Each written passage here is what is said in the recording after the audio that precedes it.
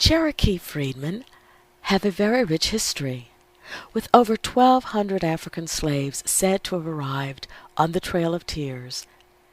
From the time of removal till the early 20th century, there is much to be studied and researched, and one who is seeking information on his or her family history will find many useful resources. There are several books by noted historians that document the experience and the lives of the African slaves among Cherokee people.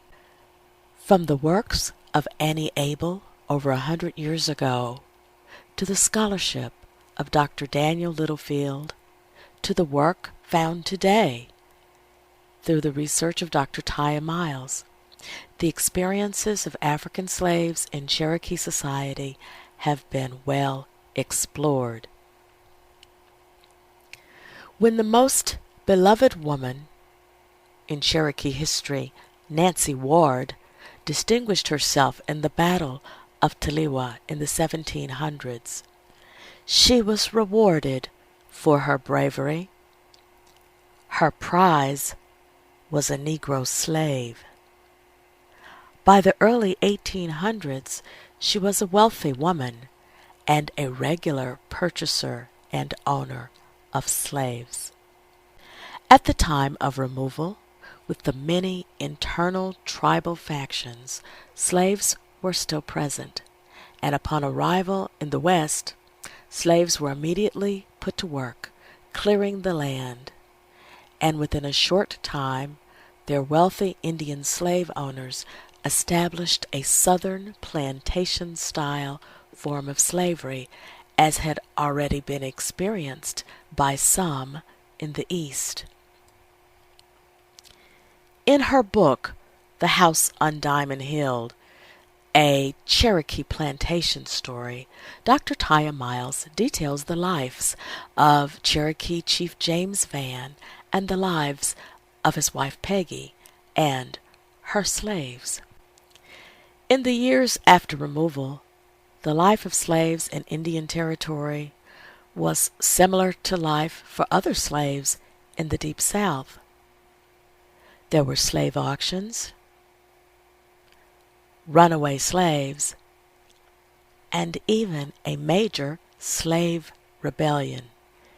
In 1842, near what is now Weber's Falls, Oklahoma, more than 200 slaves, men, women, and children, made an attempt to dash for freedom. Their goal was to get to Mexico and live as free people. These runaway slaves were enslaved by Joseph Vann, often known by his nickname, Rich Joe Vann. The escapees were not successful. They were captured several days later, with their captors being aided by reinforcements from nearby Arkansas. As a result, harsher slave codes were established, and most would not see freedom until the years of the Civil War.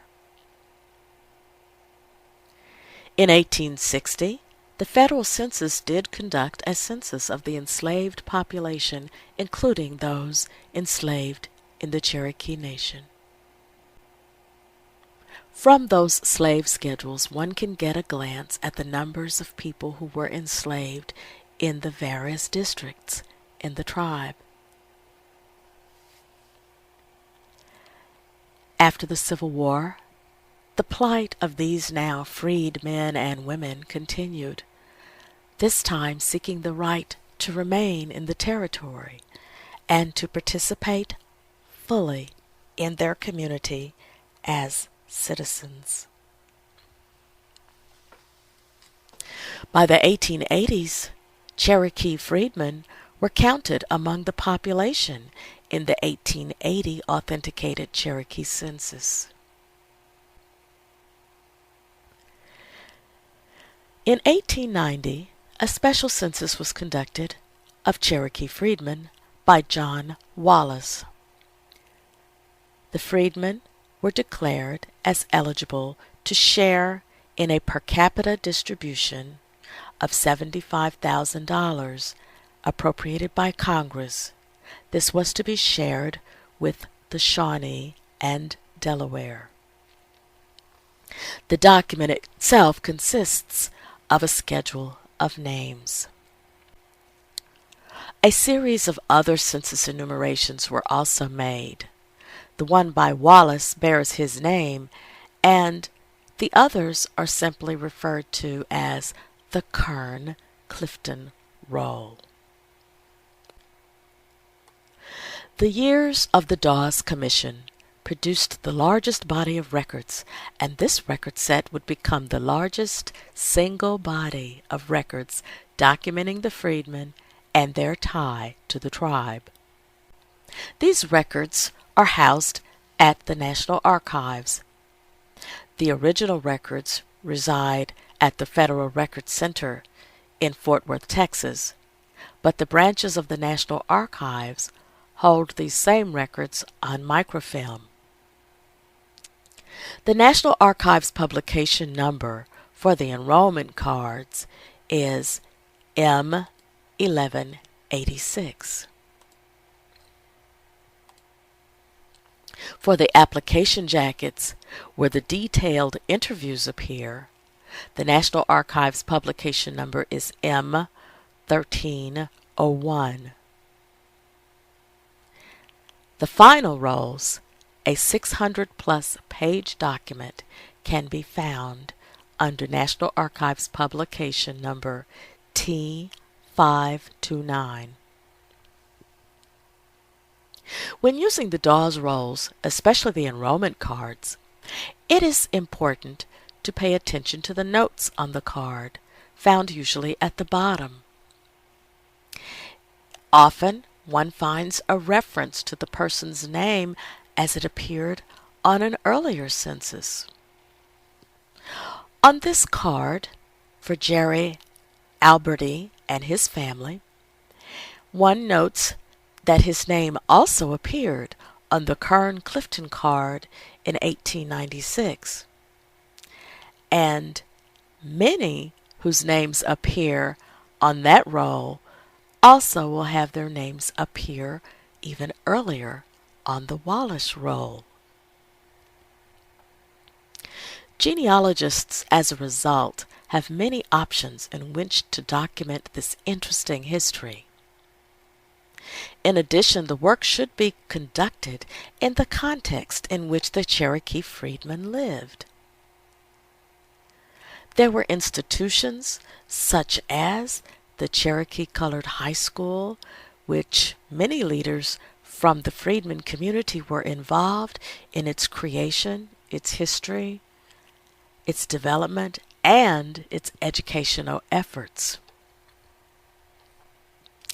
There were also stories of the political leaders such as Ned Irons, Stick Ross, and Frank Fann, 3 men who were former slaves who at one time served on the Cherokee Nation Tribal Council.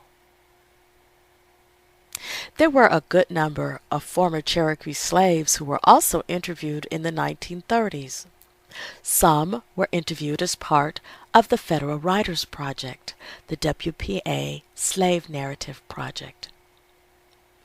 Others were interviewed as part of the Indian Pioneer Project, a 116-volume set of interviews of persons who were early citizens of the state of Oklahoma.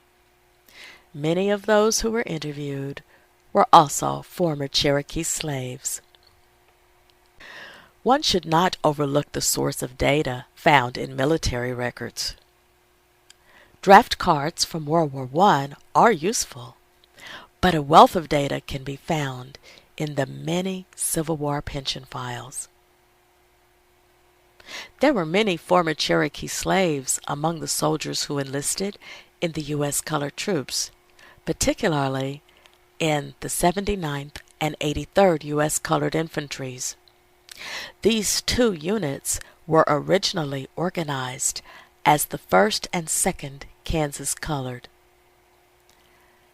Their involvement in the Civil War and in major battles such as Cabin Creek, Jenkins Ferry, and Honey Springs are well documented, and those records provide useful data. In addition, a smaller number of former Cherokee slaves also served in the Indian Home Guards. The pension files from all of these Union soldiers provide rich genealogical data for the researcher. Census records, Dawes Rolls, interviews, Wallace Roll, Kern-Clifton Roll, and even slave schedules are there to unlock many untold stories and open doors for many who are pursuing the genealogies of families who descend from the Cherokee Freedmen.